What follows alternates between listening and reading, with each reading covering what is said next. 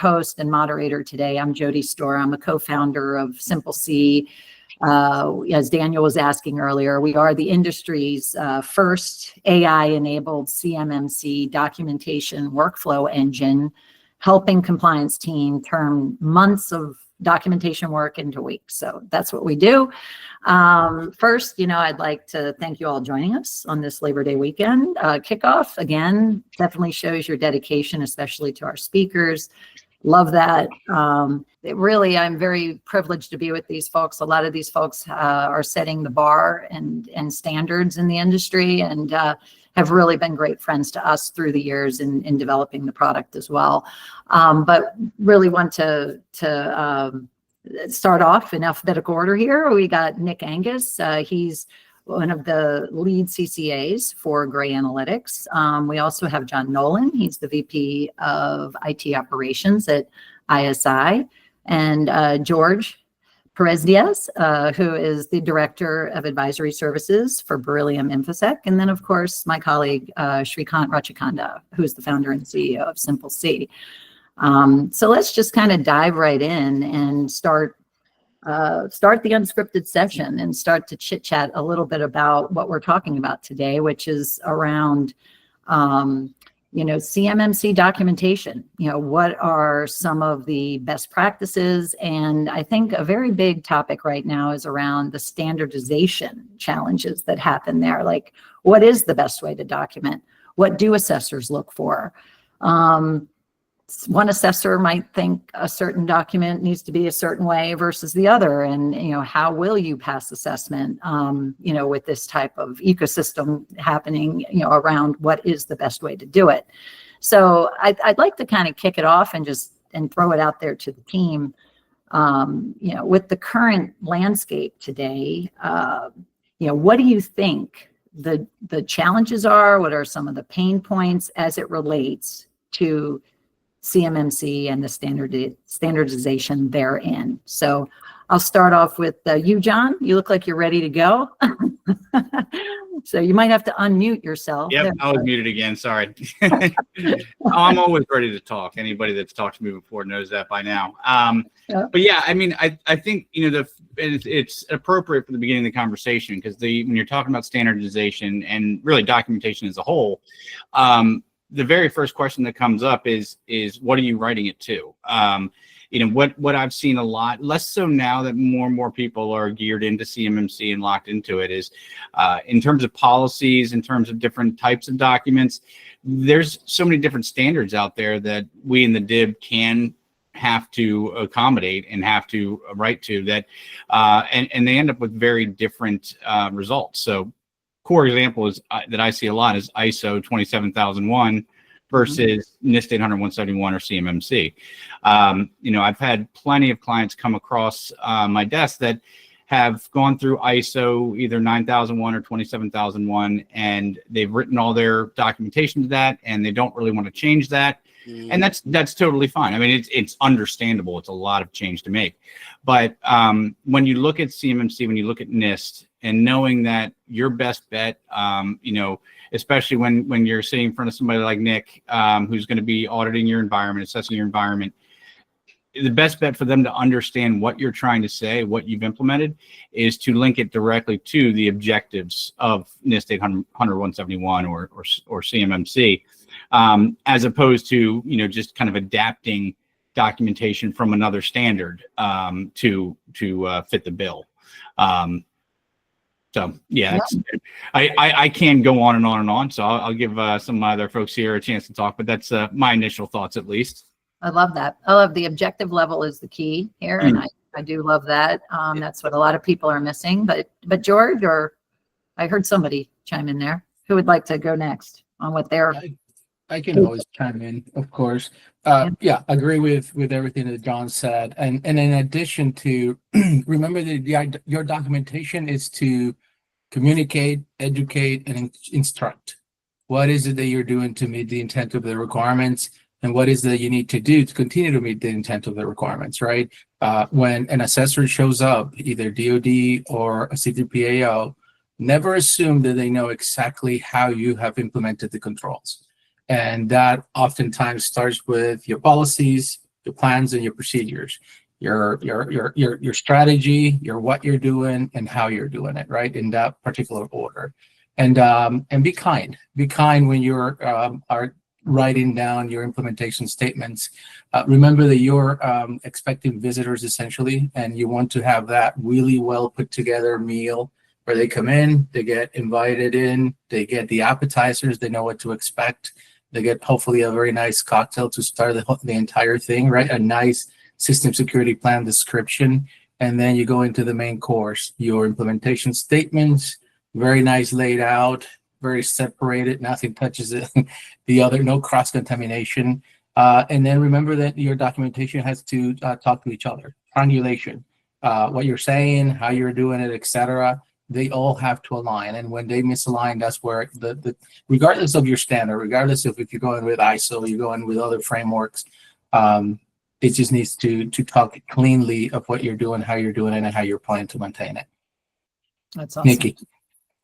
Yep. So that's actually really good. So one of the things when we go into an assessment, if your SSP is clearly written and laid out, it makes the assessment so much easier. So there's not a single assessor that's going in that wants to come out with findings, right? We want to see how you're doing it, and we've got to show that. So if you don't have it clearly written, that brings more questions and more questions and more questions, and that's how some of the assessments drag on kind of long. And it's not that we're trying to disprove what you're doing, we're actually trying to prove what you're doing because it's not clearly laid out within your SSP or within your documentation.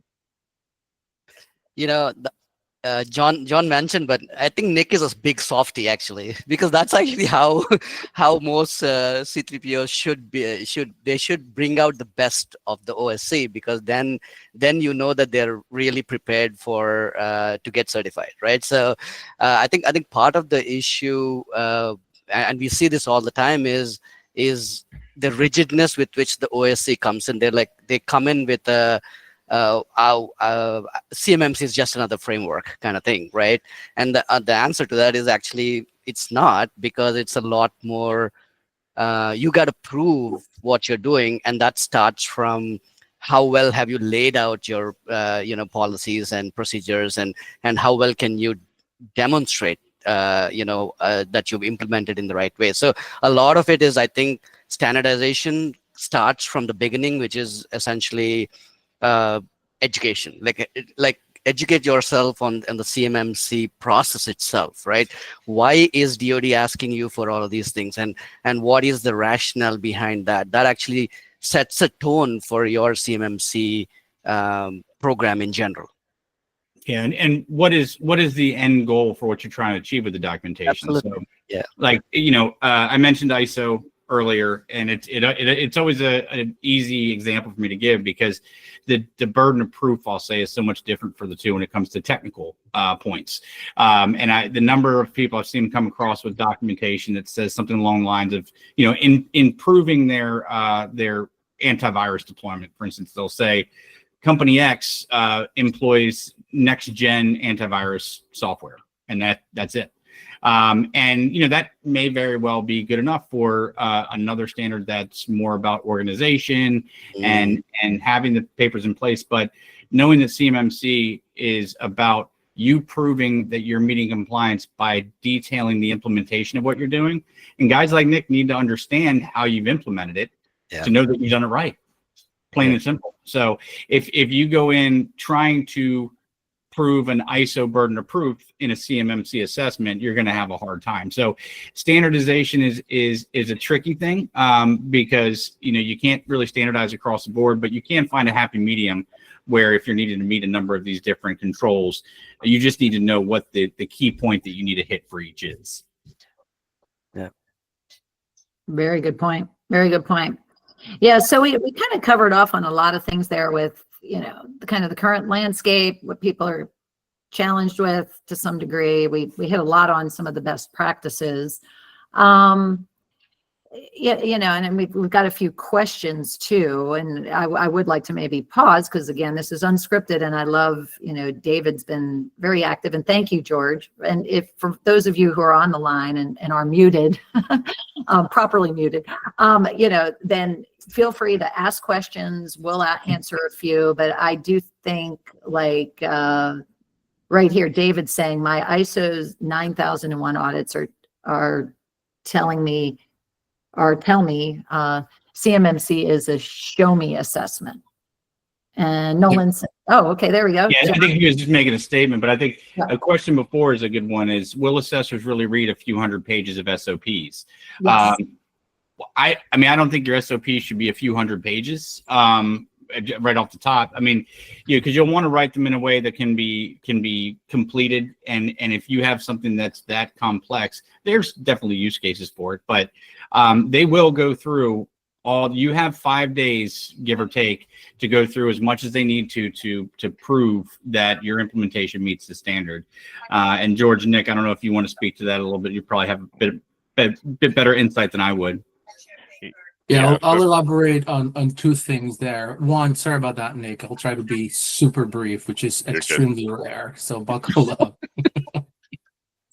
So the whole ISO is about tell me, CMMC is about show me. I will say that CMMC is about show me what you're about to tell me, right? You have to give me evidence first, and then we're going to talk about the evidence. And it is essentially a revalidation that, hey, this is what you gave me. This is what I am expecting to hear when I interview my sample size. So for that reason, your documentation, anything that you give a C3PAO, and the DIPCAC is very intentional about telling you, if you give me an artifact, a document, we will review it. And please hope that everything talks to each other. So that's then the show me. You said that you implemented MFA at this particular layer. Show me that you have implemented MFA at that particular layer.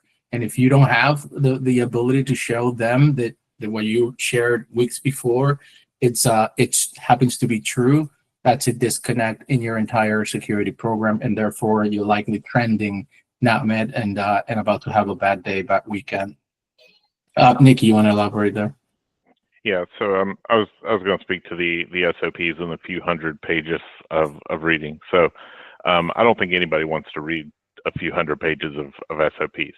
So your SSP, if it's written appropriately, you should not have to read all several hundred pages of an SOP. You go to it for reference to back up some of the statements that are made within the SSP. If you're having to read all of those SOPs, then the SSP probably is not written to the level it should be. That's a very good point. Yeah, less is best on that front. Also, Ashley has a question here that, it seems to be very much like the criteria behind the scientific method, show how you got your results and make it replicable. Yep. Well, I know this is something you've done with the scoring method. Yeah. So I think fundamentally it can be very scientific in the sense that you actually want to benchmark yourself and then put a plan together where not only will you get certified at a certain point in future, but you also have put procedures in place where you, as the company grows or as your needs grow, you're actually maintaining the certification. And this is probably one of the biggest things that DoD wants to address, because there are multiple frameworks in the commercial side, right? Like ISOs and SOC 2s and things like that. But there are most of them tend to become a moment in time, even though there is annual accreditations, I guess you would say, happening. But it doesn't have the same rigor that the DoD wants the OSC to manage too, right? So the only way you can actually do that is to put a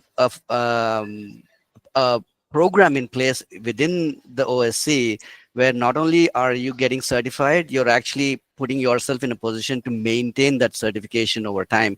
And that takes education, that takes again back to standardization. Do you know when somebody comes into new to the company, do they know what to do and how to safeguard QE, maintain the decorum, like all of those things, right, need to be part and parcel of business operations. And that's actually something that has to be done very thoughtfully.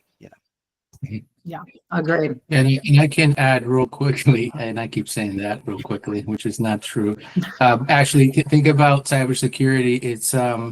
It's all about predicting the output, right? And you can't predict something if, to your point, you don't have a scientific method or process around it. You have the requirement, what the NIST 171 is saying that we need to do to achieve. We design the controls, the policies, procedures, etc., to be able to predict that result.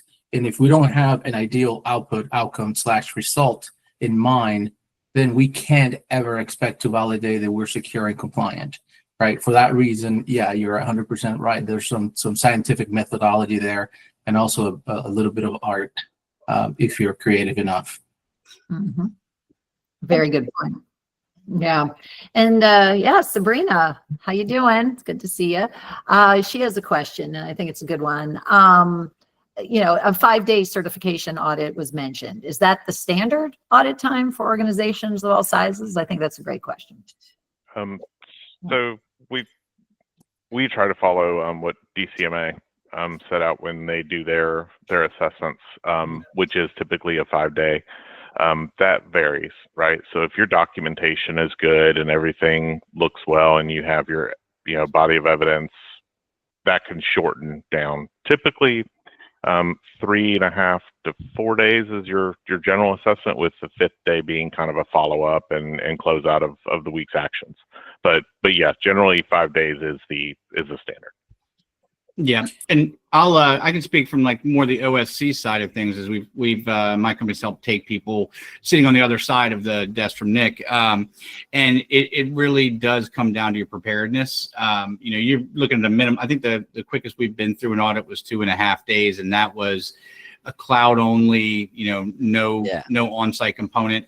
But I can't stress what a difference it makes to have everything ready and in front of you, even from your own mental state. And I say that, it sounds like a joke, but I'm saying that seriously. When you're sitting in front of a group of 4 or 5 auditors and they ask you about how you've configured Entra or Azure AD, and your brain goes blank and you forgot what those words even mean. I've gone so far as to even create spreadsheets ahead of time that have each objective laid out with links to pre-collected evidence and links to the bookmark and the policy. So really, I can almost go on autopilot and click right through. And not only is that going to help you a lot to have that level of preparedness and not be stressed out and get through, but folks like Nick are going to be a lot happier, because there's nothing worse than just sitting on a dead silent line for 10 minutes while somebody pulls up a document that they can't find. So it extends the time, it extends the stress, it extends everything that you don't want that audit to be if you go into it with just an SSP and your policies and not much else. So, John, and I will add that for any DIPHEC assessment that you have, to Nick's point, plan to have 5 days allocated towards, because you never know what they're going to find, especially if, to John's point, you're not very organized and tight in your documentation. So for DIPTEC assessments, if you have CUI in the physical world, right? If you print CUI, if you have USBs going back and forth from your enclave or your security ecosystem to the production, expect a whole 5 days. If you have an environment like us, like QuickTrack, which is a similar example that John used, display only, your device is keyboard, video, mouse only, you can expect to have an assessment in less than 2 days, which of course doesn't mean that, wow, that was super fast. It means that the assessment body, the team of assessors actually did their homework before assessment week. So Nick and his team are looking at the body of evidence for FedRAMP to see and validate inheritance and how active and accurately represented that documentation is, your shared customer responsibility matrix. And then when they come on day 1 of assessment week, it's probably to validate. Again, you showed me what you're going to tell me. now let me validate some points here that are not super clear, and you're likely looking at a less than 2-day assessment with any organization that can convince an assessor that you have done your job. Awesome. Yeah, and I do want to call out, we've got a little alert. Just remember where you were at when you heard this news. But apparently there's some alerts that 48 CFR just cleared a review. That tracks. They've done, and they're doing it on purpose now. They've done every single finalization right before holiday weekend. Oh, lovely. I love how they do that. It's always like Christmas, and yeah, they have all these wonderful holiday milestones. So, all right, well, that's amazing. I mean, all of us here, you know, on the panel aren't surprised by this. We all knew it's going to happen. But there's still a lot of, you know, folks in the industry that are in denial. So this is going to be a wake-up call. And, you know, I think we all need to start thinking. I mean, if everyone thinks about the fundamental shift that happened, obviously the OSCs have all checked the box saying that they have shields up, right? They are compliant. But now the big difference is documentation. Now you have to create the documentation and you have to prove it at any time. And that's really what we're talking about here today. And the standardization will happen over time. It's just right now there's a lot of ambiguity in the way people are building the documents. And but I think the folks here today are representative of like, what are the best practices? What should you do to standardize and do this in a quick and orderly fashion? You know, Jody, before you start, I think Daniel had a question or he had his hand up. So just want to give him a chance. I did, but actually it's better. We'll come back to it later. It's touching on what Jody was just saying, but I think that it's worth discussing at the end. Perfect. Okay. Yeah. Okay. Yeah. And anyhow, I was going to just ask, you know, sort of a question for the panel as well, as the role of technology, right, in standardization. You know, how do you see technology helping to form, you know, some sort of best practice, standardization, you know, things like ChatGPT, you know, we see a lot of people using that. Like, what's your point of view on things of that nature, you know, using this to standardize documentation and other innovations that are out there that you think will help drive not only scale, because there's not enough people in the industry to do this work, but also standardization? I can go first or last, but I think I'll give the chance for others to first pitch in. Well, if you talk, you go. So the answer to that is technology. Use it very carefully. Use it purposefully, right? Like, what are you using that you know, piece of technology for? Like you brought up a good one, ChatGPT, because it's the flavor of the hour, right? Like everybody you know, thinks that now they can actually become self-sufficient using it, right? The problem is that with that is you know, it's not complete and it's not focused, right, for CMMC. So what happens? Yeah, it starts hallucinating. It starts giving you answers that it thinks are logical, and sometimes it is, sometimes it's not, sometimes it's actually completely fabricated, right? So, but it sounds good. And when you look at sounds good, it always is a slippery slope, right?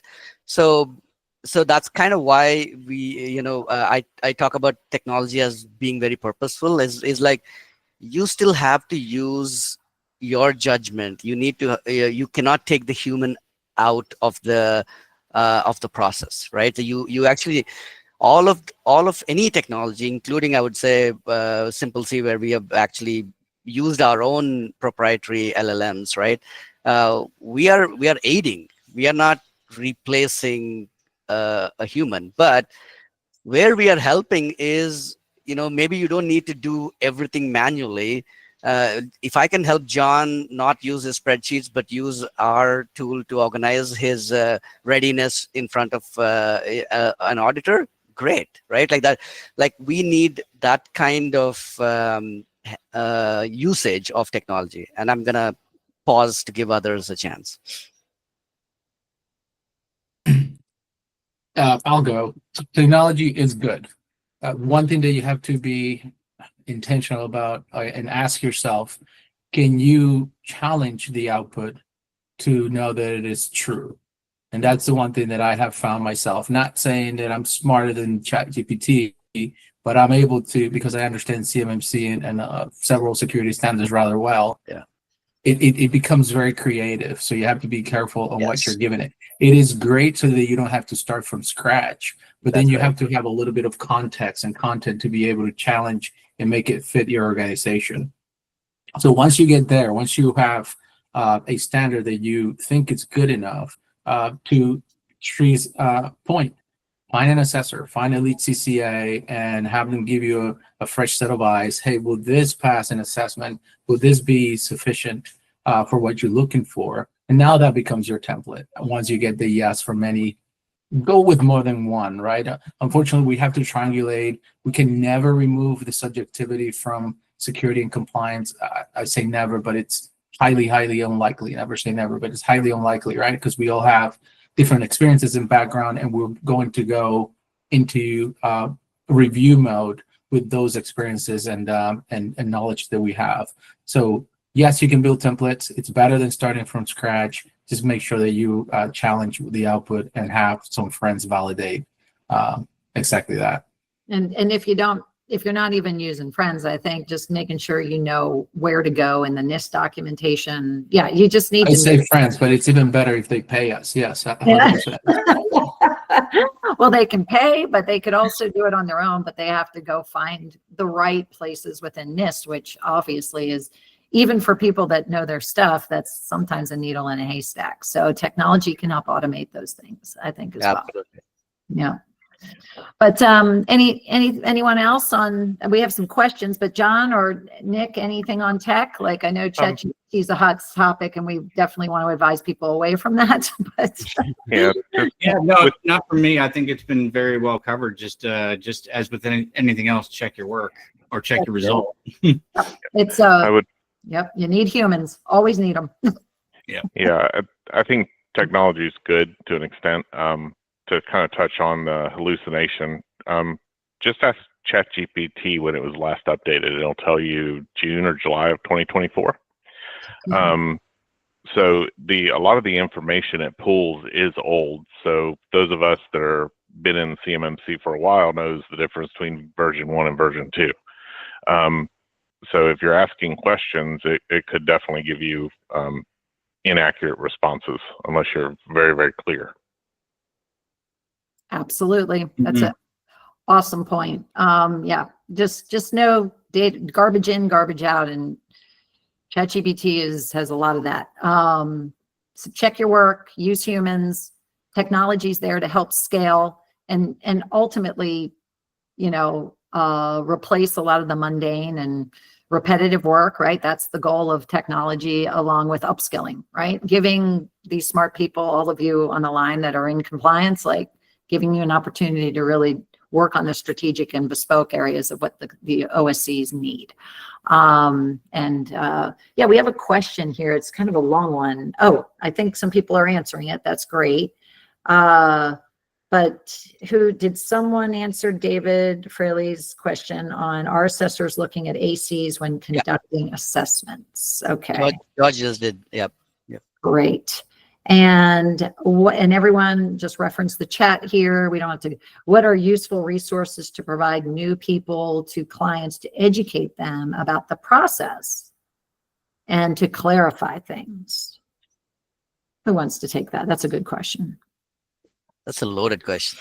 It's a good one. Yeah, because resources are all over the place. It's a little bit Wild West. And yeah, I mean, I think taking the time to cultivate your own resource repository, if that's the right set of words to go together, is the best way to go. I mean, one I've always liked is the CMMC COA, the Center of Awesomeness. Believe it or not, I really like how they do things, and they've put a lot of good resources together. But no one resource is going to be enough. Just like when you're trying to educate yourself about CMMC, going to one site for webinars or going to one place for your updates is never going to be enough. So I firmly believe in cultivating your own kind of repository of of things you can use to educate your clients or your stakeholders. I would chime into that. So the Cyber AB and so forth. So you have the CAP and the assessment guides that are out there. They're not limited just to assessors, right? So reading that material will help you understand kind of what's being looked for when you go into an assessment, understanding at the objective level kind of where they're going. So look into that information as well. It's good to just kind of educate yourself as you're going into an assessment. And I will say, I put a link on this, the DoD CIO program. They have exactly what you need to know, right? The written guidance is your best friend, because you're still people like me and Nikki and John tell you opinions. Sometimes are strong opinions, sometimes it's just made up stuff. But it is your job and our responsibility in a way, right, to validate, is this written guidance? Does this align with George just said? Aligns with 32 CFR, 48 CFR, the SMPL-C assessment guide and process. And if it doesn't, thank you, George. Sounds like you're very passionate about it, but call it BS and go, again, find a friend. LinkedIn is really good to give you some of that content. There's some people that you should follow, this group here included. But again, your responsibility is to ensure that it is written guidance and not just a strong opinion from a person. Yeah, and I will say also remember going into it, and I'll probably get my butt kicked somewhere for saying this, but remember going into it that CMMC is a hot button marketing topic too. So, look at everything through the lens and decide what's best for your company, for your implementation, and understand what suits you best, and take in as many options as you can, seeing the differences before you fully decide. Yeah, that's a great point. Yeah, CMMC is really an exercise in change management for your organization. So you really need to embrace what's going to match, your culture, your environment, your executive leadership. Like, it's all of this that you have to think through, and also, what kind of team do you have to form to create this culture? And sometimes it's not like a dedicated team. It's like what they do part-time or maybe just a third of their time. And how do you build the right ecosystem to constantly stay compliant? Because that is also a very big mind shift. This is not a moment in time environment. How do you keep those documentations up to date because the DoD can knock at any time, even after assessment, and you don't have a lot of time to prepare the documents that you need. And are those documents in a position and in a place where they have been refreshed recently, and any configuration changes are tracked and updated, and your shared responsibility is up to date and all that good stuff. So you just want to make sure that you're managing and maintaining and building a culture around this, and finding the right resources, the right strategic advisors, the right tools, the right partners, that are going to help you get there. So I think that's amazing advice, because I think even still a lot of people are looking at CMMC as a race to finish, as opposed to a cultural shift and something that's going to be how you work from here on out. So that's a great point there. Now I cut somebody off. Sorry about that. No, I think to add to that, John and Jody, I think one real good practice, and this is actually counterintuitive, because OSCs shouldn't just jump into remediation right away, because you've got to actually understand your your four walls, if you will, right? How is data coming in, going out? Like, actually scope out that the actual piece of your company that is catering to CUI, and that actually will actually help you do things much more effectively. A lot of times OSCs immediately jump into fixing things because most practitioners want to fix things, but you got to understand what you need to do first, and do it purposefully, to Jody's point, so that you can maintain it over time. And that is the key part of that. Yeah, absolutely. And Jody, on that one, because It's one of the questions, and Tree just reminded me of that point. That focus on security and the cyber risk that you're trying to manage. Yeah. And that's a great point from John's perspective, that now you're going to fall trap to a lot of marketing. And that is the worst thing that can happen to you when somebody's selling you a solution and they don't even know your problem. They don't even know your business processes where they're going to break by implementing this thing that only favors them. So what is it that you're trying to mitigate? Are you trying to mitigate unauthorized access, unauthorized disclosure, somebody destroying your stuff, stealing, etc., right? When you look at it from that perspective, then challenge the person that is selling you said solution on what is it that is buying you. Am I really limiting and controlling access to and from the CUI asset, which is essentially the reason why this space exists? And then if you can't control it, right, because we really can't control everything unless you're my wife and she cannot hear me. She thinks you can control everything. But that's then, since we know we can't control everything, now we have to monitor. And that's why there is a explicit requirement in NIST 171 about continuous monitoring. It's not saying that every year you're going to do a risk assessment, that every year you're going to review your system security plan. It's saying that if you want to mitigate the risk of somebody plugging a USB and taking your CUI home, that you have the ability to have visibility into who's doing the what, who's doing that, when, and how, so that you can recover faster instead of 12 months later and you go, oh, they took all my stuff. Now you don't have a business to run because your IP is out the door. Yep. So security first. Yeah, absolutely. That's great points. Now, just maybe, we have about another 15 minutes, and obviously continue, everyone here on the call, ask questions. Oh, there we go. You guys read my brain here. Dean Graves has a big question here. Let's see. According to the Cyber AB reports this week, only 270 OSCs have attained level 2, with 9 under conditional status and 91 in progress. With deadlines pending via DoD, what are your thoughts to what's going to happen? What thoughts and ideas do we have around helping address, oh, I love this one, 350,000 contractors and their subs? Will the DoD be flexible given that 1% of the DoD supply chain are compliant by deadline? Okay. Yeah, a lot of stuff there.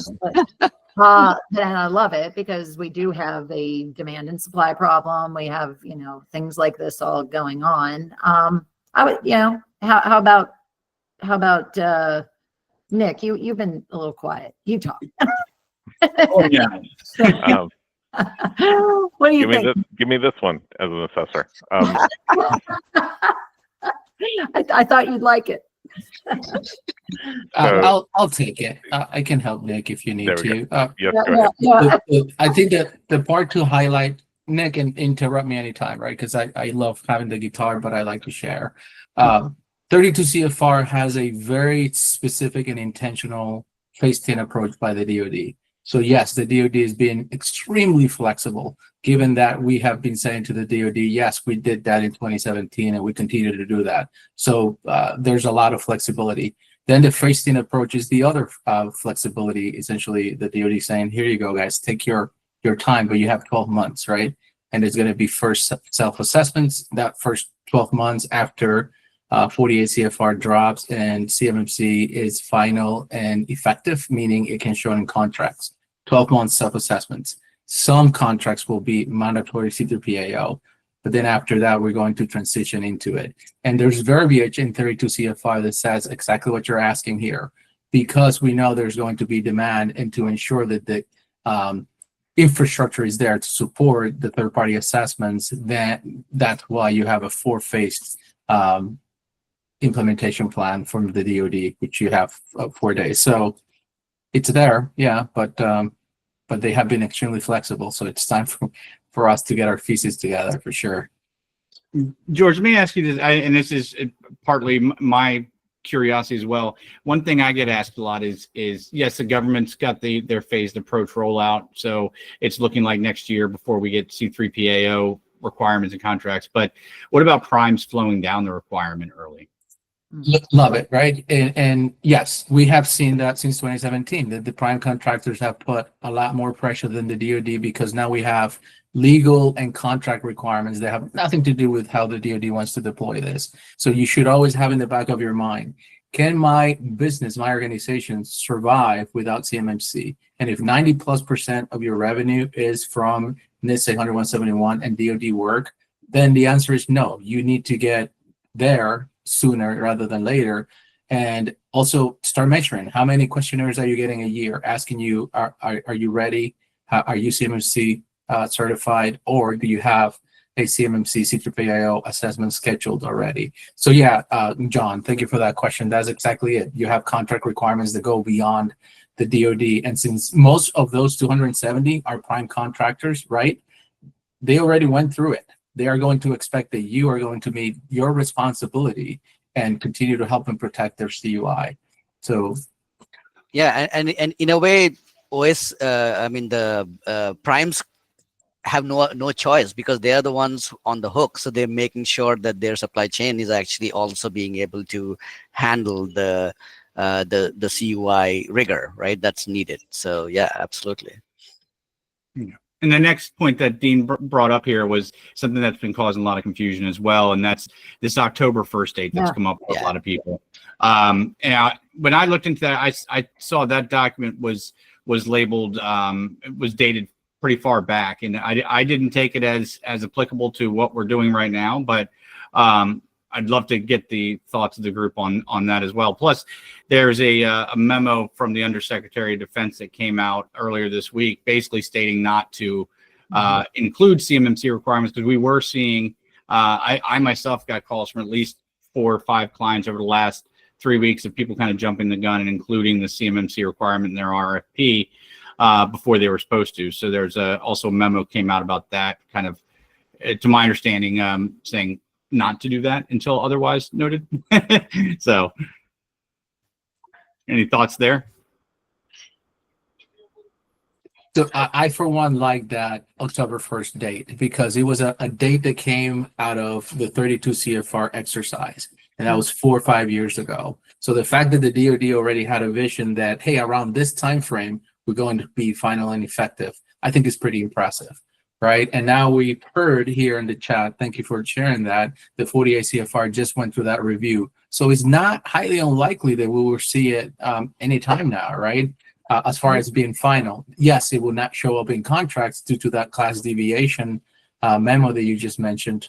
But the momentum is there, and the intention from a lot of, I just did a search on the 18th on SAM.gov, and you'll be surprised when you search for CMMC, and some notices from Army specifically are more noisy than others. Army and Navy, they're showing there, hey, just be ready. And they're using, as of August 18, they're using that October 1st date, saying that CMMC Level 1 will be mandatory for those opportunities. So I like the date. But I think you as an OSC, to your point, George, about being dependent on DoD work, do you want to wait for an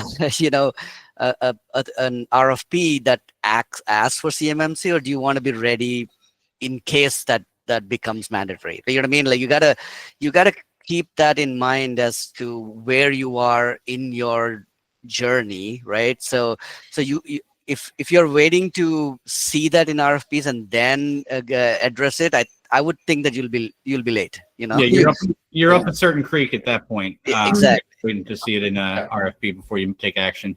Yeah. Yeah. As good employees, we're better when we can predict the future, and this is one that it's easy to predict. It's easy. CMMC is coming, right? No one enjoys walking around with their chicken like the head cut off, right?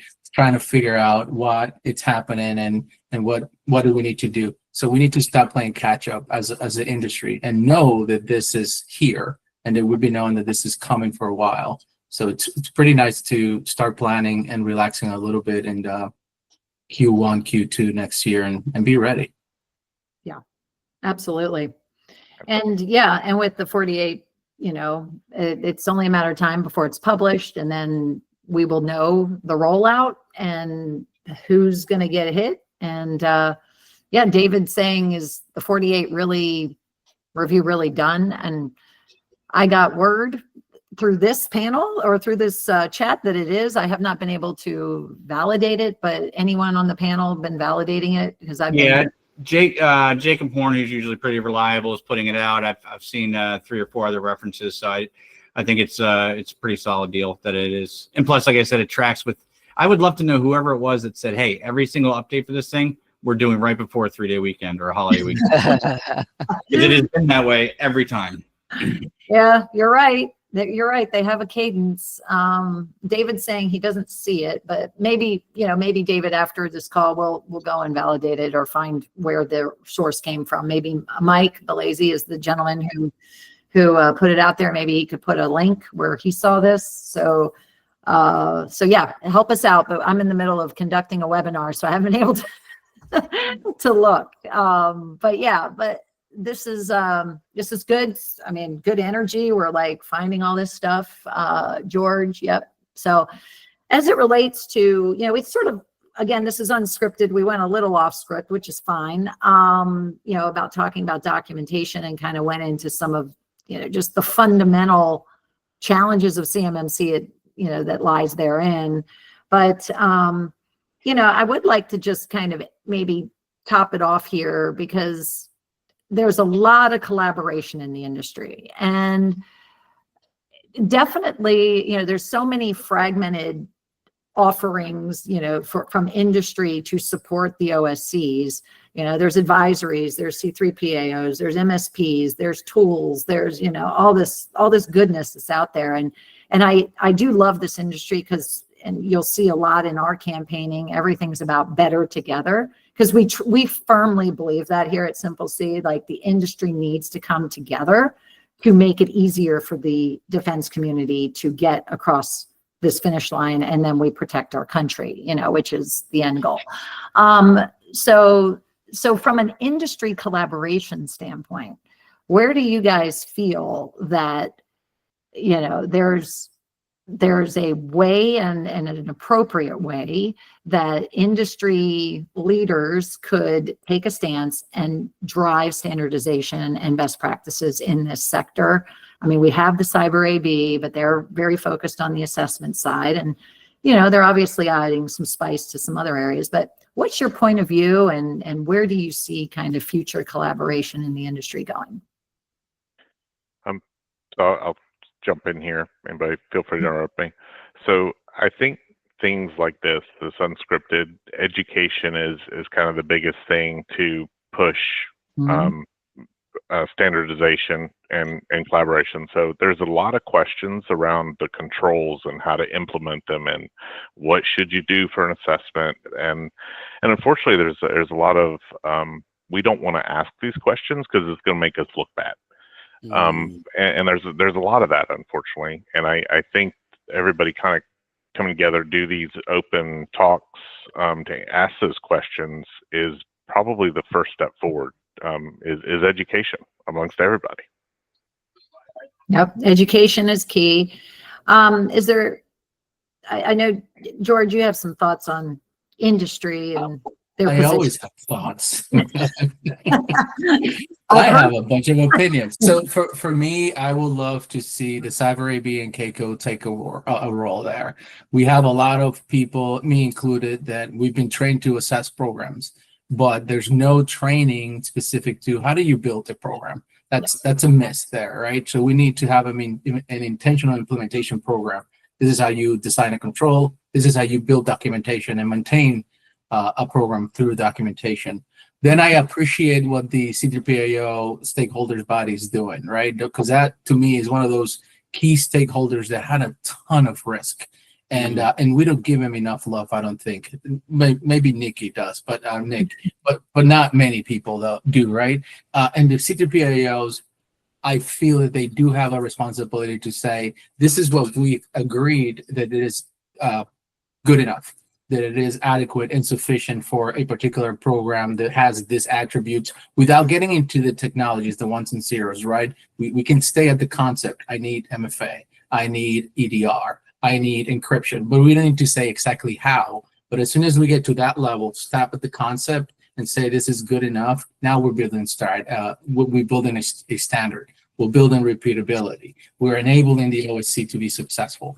Maybe another one that needs to step up is the RPO body. Have the contrast of the C3PAO. Hey, this is what we say. It's good enough when I come and assess your program, and the RPO saying, thank you, appreciate it. Now let me build some reference architectures and other things so that now we can go and implement and help our organizations be successful. And again, in a repeatable way that nobody has to jump on a call with a client and disagree in front of them, because that's not cute. I kid you not. It is not a good look when the C3PAO and an RPO are arguing. So when we build that cohesiveness, easy walk after that. Yep, that's the goal. I'm going to add something that probably John would hopefully like, but I think MSPs and MSSPs have a big role to play in this, right? So standardization comes from best practices, and the best practices are something that are repeatable and usable, right? And if MSPs have a thought process around, hey, this size companies need this kind of infrastructure, policies, procedures, whatever you determine, and put that as a standard, and that becomes something that they can take it from one company to another. That speeds up a lot of the readiness aspect of it, right? Because it's a proven model, right? Yeah. And that's kind of where, we look at it as we are the bookends for a really good MSP like you guys, or Quick Track or anybody, right? In that sense, where we are saying, hey, this company or this OSC is having these problems. What do you recommend?